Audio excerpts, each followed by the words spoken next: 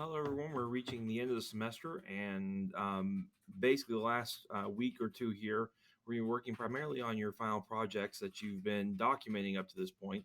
And we're kind of in the prototyping phase here, so I want to kind of walk through with you what my expectations are and how we're going to do this.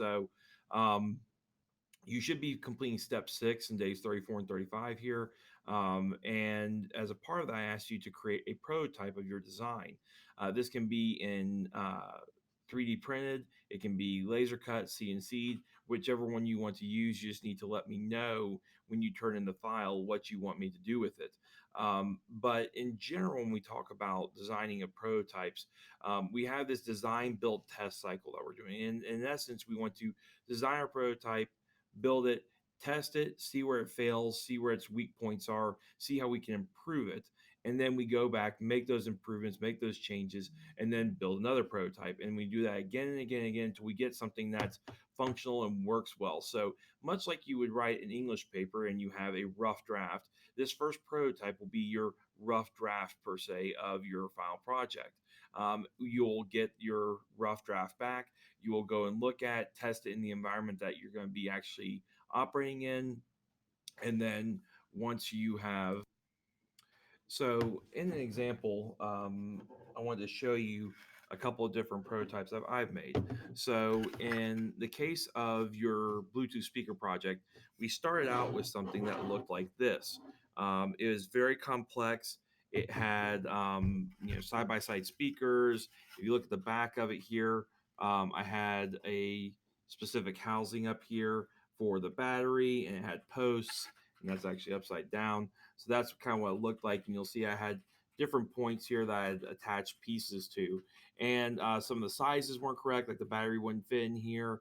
The posts weren't in the correct positions, even though I measured them, even though I thought that they should be in the correct position.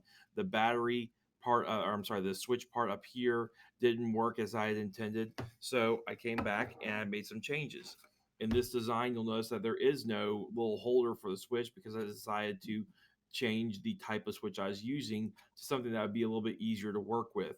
You'll also notice that my posts have shifted and that they are a little bit cleaner and better. You'll also notice that the battery box is smaller because I decided to use a different battery that's a little bit smaller and easier to work with. So those were a number of different modifications that I made to the design. Now, this design again was not perfect because I had some issues with how complex it was. So bringing us to this year's prototype, you can see it here. We now have a back-to-back speaker instead of side to side. The reason why I did that is because symmetry is much easier. You'll notice that we added the USB charging port and how it's recessed properly so that it will actually be able to charge and stay in there, because what I found was that hot glue was not enough to hold these things in place because they just kept popping in. You'll notice that this is the updated switch that I used on my version 2, and you'll notice that I used the same size holes throughout. So these are all number 8 screws, whereas I had different size screws for different applications in this one. So using all the same screws makes it easier, makes it simpler, makes us not have to have multiple different parts. So this is version 3, and it's not perfect by any stretch. So the point is that I've gone from version 1 to version 2. I made some improvements, and then version 3 I found was even easier and made some more substantial improvements. And that's the idea of this design build test cycle. So I wanted to kind of just show you what this should look like. So my goal for your final project is for you to have at least 3 iterations of your design. So this first one you're going to be turning in is version 1. You'll make some changes to it. You'll describe how you're making those changes to it by making a video similar to what I just did here for you. Explain why you're making those changes and what changes you expect to work, and why things maybe didn't work.